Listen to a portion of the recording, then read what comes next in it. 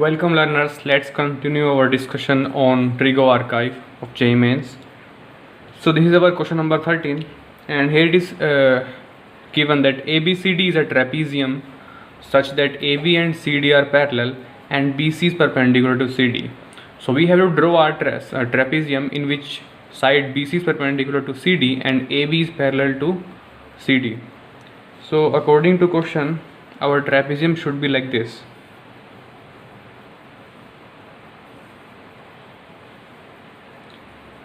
Here AB is parallel to CD and BC is perpendicular to CD, and of course in the same way BC would also be perpendicular to AB as AB and CD are parallel. And it is given that if ADB is equal to theta, we have given angle ADB equals to theta and BC equals to P. Okay, so BC is P and CD is Q, and we have to find the length of a side AB. Let's assume that AB is equal to X and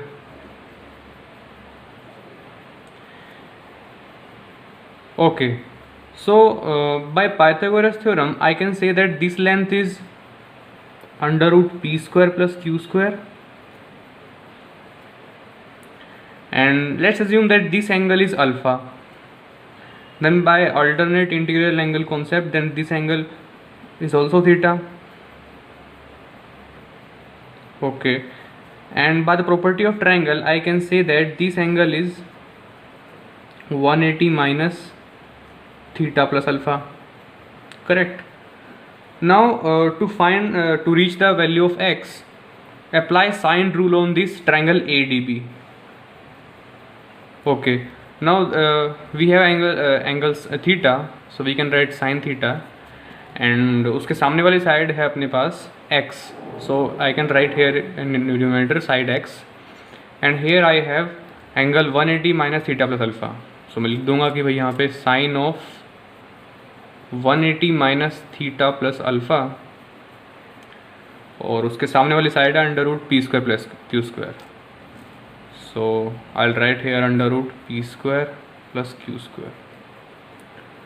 okay, so इस sine 180 minus theta plus alpha को मैं लिख सकता हूँ sine of simply theta plus alpha, क्योंकि 180 minus something कुछ हो sign के अंदर तो समथिंग ही आ जाता है ना, क्योंकि वो 180 माइनस सम एंगल हो तो वो अपना सेकंड क्वाड्रेंट में पड़ती है बॉल. सो उसमें पॉजिटिव भी होता है और 180 या 360 हो तो ट्रिग्नोमेट्रिक का फंक्शन भी नहीं चेंज होता, वही रहता है, साइन ही रहेगा, टेन ही रहेगा. Okay, so now from here I can get the value of x as sine theta into under root P square q square upon sine of theta plus alpha. अब alpha अपन क्या अपने पास given नहीं है, alpha अपन ने assume किया है, so we have to eliminate this alpha. अच्छा, तो इस साइन थीटा प्लस अल्फ़ा खोल लेते हैं. So then I get sine theta into under root P square plus Q square upon sine of theta into cos of alpha and cos of theta into sine of alpha. Now just by using this right angle triangle BCD, just plug in the values of cos alpha and sin alpha here and all set. Okay, so from this triangle I can say that value of cos alpha is q upon under root p square plus q square. So let's plug in these values here.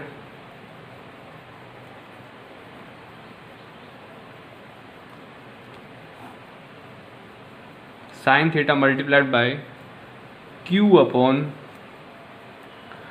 under root p square plus q square and cos theta into sin alpha is p upon under root p square plus q square. अब या तो LCM ले लो और इसको ऊपर ले जाओ, या न्यूमरेटर और डिनोमिनेटर दोनों को मल्टीप्लाई कर दो under root P square plus Q square से.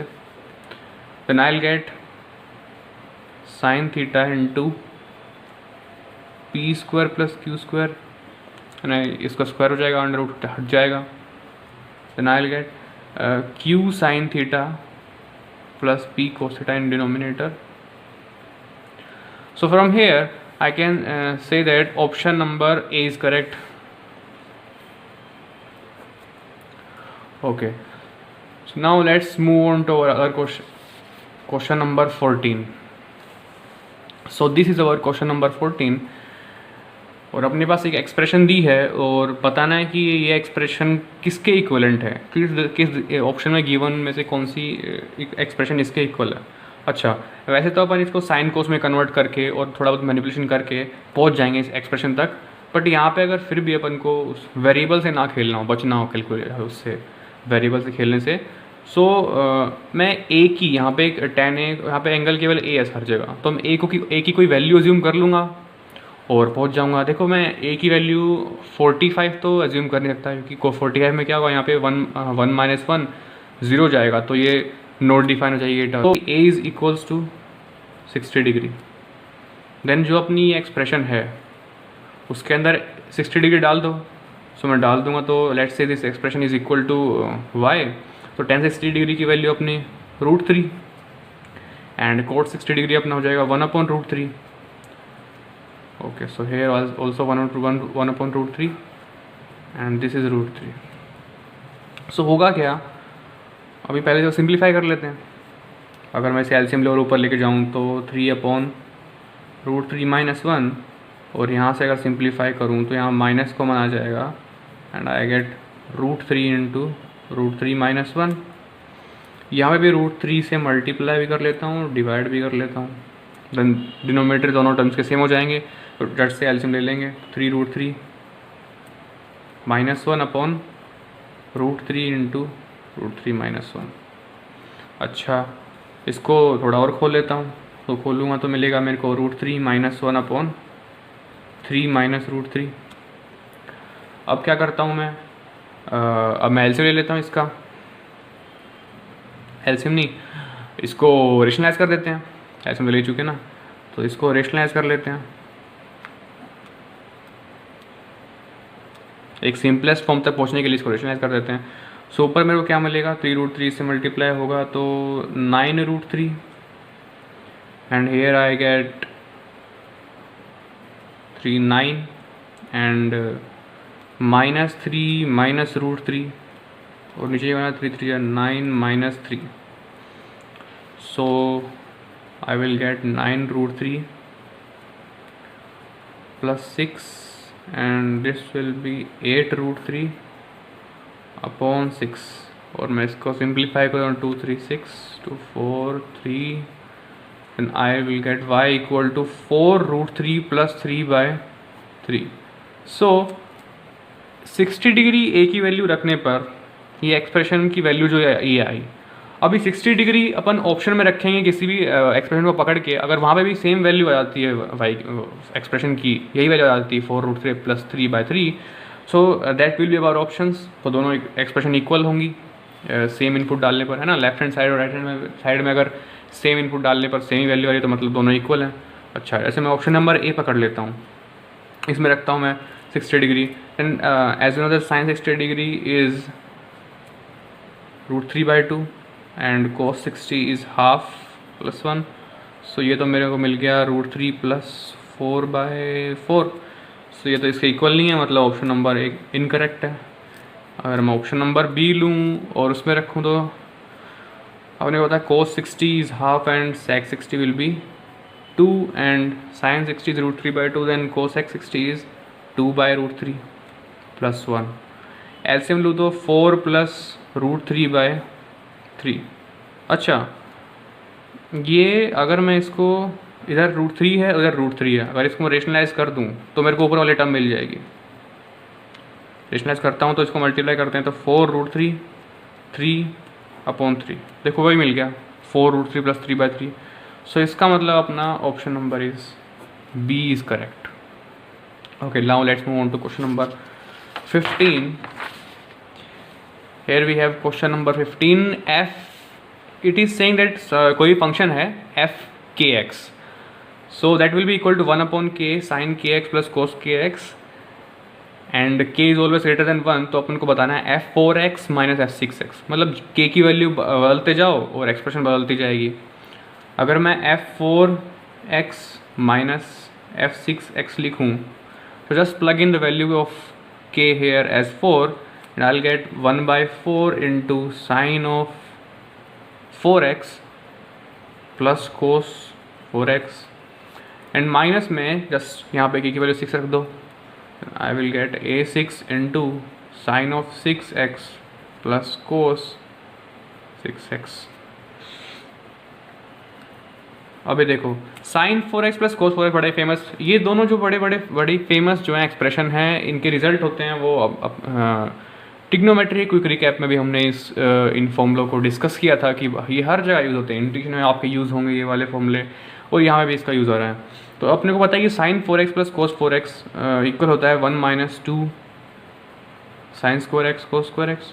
देखो ये प्रूव भी हो जाएगा, पर प्रूफ अभी नहीं कर रहे हैं हम लोग, डायरेक्ट रिजल्ट को यूज़ कर रहे हैं इसको सॉल्व करने के लिए। And this will be equal to 1 minus 3 sine square x cos square x. And अगर मैं सिंप्लीफाई करूँ तो यहाँ से मेरे को 1/4 and 1/2 sign square x cos square x, okay. And from here I get 1/6 plus 1/2 into sine square x cos square x. भाई ये दोनों तो कट गए है ना, और 1/4 4 और 6 का मैं एलसीएम लेता हूँ तो वो आएगा 12 है ना, और यहाँ से 3 minus 2 then I will get 1/12। So अपना आंसर हो गया option number B. Okay, now let's move on to question number 16। Okay, so we have, it is saying that if x is from 0 to 2 pi then the number of values of x which satisfy this equation। अपने पास एक equation दी है cos x plus cos 2x plus cos 3x plus 4x। अच्छा देखो, इन दोनों angle का सम करोगे तो भी तुमको क्या मिलेगा, 5 मिलेगा, 5x मिलेगा। और लास्ट वाले और पहले वाले और लास्ट वाले को सम करोगे एंगल को तो भी तुम्हें क्या मिलेगा, 5x मिलेगा। तो जो जिनका सम बराबर आ रहा है उनको एक साथ पकड़ लो और अपना cos c प्लस cos c वाला फॉर्मूला लगा दो। अच्छा, जैसे मैं cos x plus cos 4x पे cos c प्लस cos d वाला फॉर्मूला लगा देता हूँ, तो वो क्या कहता है, cos c plus d cos of c plus d by 2 यानी कि 5x/2 2 into and cos of c minus d यानी कि 4x में से 3x/2 बचेगा। एंड देन आई हैव इन दोनों में वही लगा दो, 2 into cos of 5x/2 into cos of 3 minus 2 is 1x/2 है ना, इक्वल्स टू 0। अभी देखो मैंने इन दोनों को साथ में लिया और इन दोनों को अलग साथ में लिया है। इसका फ़ायदा ये होगा कि यहाँ पे सेम टर्म मिल गई दोनों का सॉल्व करने के बाद। यहाँ पे भी cos 5x/2, यहाँ पे cos 5x/2 है। इससे क्या होगा, मैं एक फैक्टर बनाने में आसानी हो जाएगी। अगर मैं कुछ और भी रेंडमली इन दोनों को ले लेता, इन दोनों को ले लेता, तो कुछ कॉमन नहीं आता, और कॉमन नहीं आता तो फैक्टर नहीं बनते, और फैक्टर नहीं बनते तो इस इक्वेशन के सॉल्यूशन नहीं निकाल पाते अपन। अब यहाँ से क्या होगा, 2 into cos of 5x/2 common ले लो बोथ साइड, सो अपन को मिलेगा cos of 3x/2 plus cos of x/2 cos to 0। और फिर से वही लगा दो, यहाँ पे भी cos c प्लस cos d का formula, so then I will get cos of 5x/2 into इस पे cos c plus d 3x/2 plus 1x/2 I get 4x/2 that will be equal to 2x, और उसको डिवाइड करूँगा मैं 2 से, तो then I will get x है ना। एंड फ्रॉम हेयर डिफरेंस लूँगा 3x/2 1x/2 2x/2 then that will be equal to x, and हो जाएगा cos ऑफ, डिवाइड करूँगा 2 से, तो cos x/2 इक्वल्स टू 0। अब देख लो एक बढ़िया से फैक्टर बन गए 3, तो फाइनल इक्वेशन तो अपने पास मिली वो cos 4 into cos of x cos of x/2 into cos of 5x/2, और x का अपने पास इंटरवल भी गिवन है यहाँ पे। x जो गिवन है अपने को 0 से 2 पाई में गिवन है, और बस ये चेक करना है कि 0 से 2 पाई में कहाँ कहाँ कोसेक्स 0 हो रहा है, कहाँ कहाँ कोसेक्स बाय 2 0 हो रहा है और कहाँ कहाँ कोसेक 5x बाय 2 0 हो रहा है। जितने भी पॉइंट मिलेंगे that will be about total number of values of x, या फिर कहते total number of solutions of this equation. और वही अपने से पूछा है।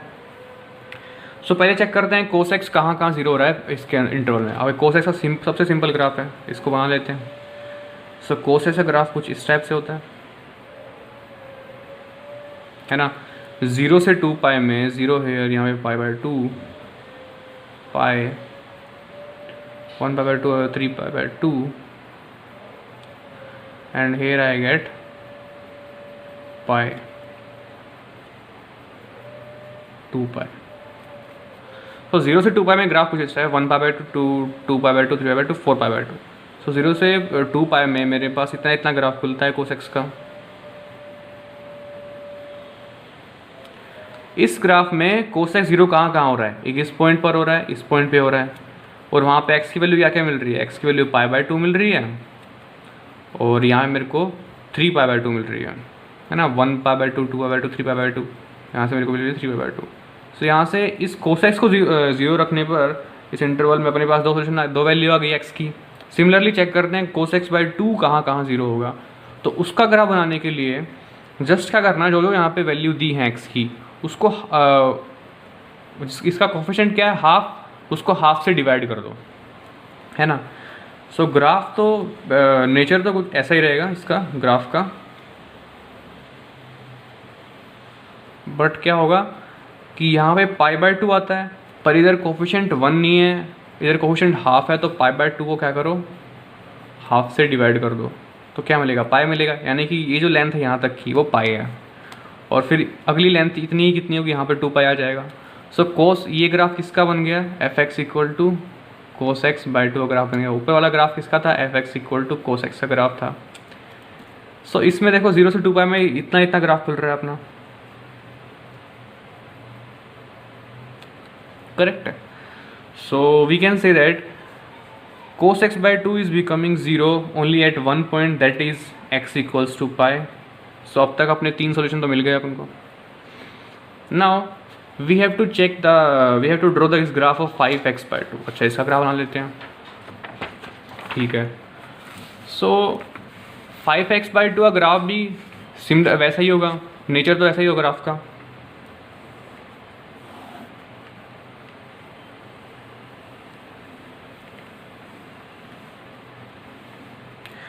अभी क्या होगा, यहाँ पे अपना पाई बाय 2 था, अपन ने इस कोस एक्स बाय 2 ग्राफ बनाने के लिए हाफ से डिवाइड किया था, इधर पाई बाय 2 से डिवाइड कर दो 5 बाय 2 से, then I will get pi by 5। यानी यहाँ तक की जो लेंथ है that is equal to pi by 5, and अगली सिमिलर लेंथ यहाँ पे 2 by 5, 2 pi by 5, and this is 3 pi by 5, and this is 4 pi by 5। Similarly अपन को 2 पाई तक पहुंचना है, 2 पाई के लिए 10 पाई बाय 5 पाई तक पहुंचना होगा, तो 1 2 3 पाई बाय 5, 4 5 6 7 8 9 10। तो यहाँ पे अपना 10 पाई बाय 5 होगा, जो कि इक्वल होगा 2 पाई के। यानी कि ये जो ग्राफ है F x equals to cos of 5x by 2 का, वो 0 से 2 पाई में कितना खुला, यहाँ से लेकर ये पूरा यहाँ तक ग्राफ खुल गया। सो इस पूरे ग्राफ में cos x 5x by 2 is becoming 0 at this point, this all this point. यहाँ पे x is equal to pi by 5 एक सोल्यूशन मिला, इधर 3 pi by 5, then 4 and 5 pi by 5 यानी पाई, 6 7 पाई बाय 5, 9 7 8 9 पाई बाय 5। सो आप देखोगे इधर भी एक solution x is equal to pi आया था, इधर भी पाई आ रहा है, तो x इज इक्वल टू पाई का गिने तो एक ही बार गिना कि सॉल्यूशन तो एक ही बार, दोनों ग्राफ से 2 बार आ रहा है, पर इसको एक ही बार गिनेंगे क्योंकि पाई तो एक यूनिक सॉल्यूशन है ना, वो तो एक ही बार गिनेंगे। तो टोटल सॉल्यूशन कितने आए अपने पास, यहाँ पे 2 और यहाँ पे एक 3 और यहाँ पे कितने आ रहे हैं 1 2 3 4, तो टोटल सॉल्यूशन कितने आए 7 सॉल्यूशन आ गए अपने। सो आंसर हो गया इस क्वेश्चन का option number A. Okay, so that's all for this session, and till now we have covered questions of trigo up to 2016, and in the next session we will cover up the questions of 2K17, 18, 19 and 20. Thanks for watching Intellectinator.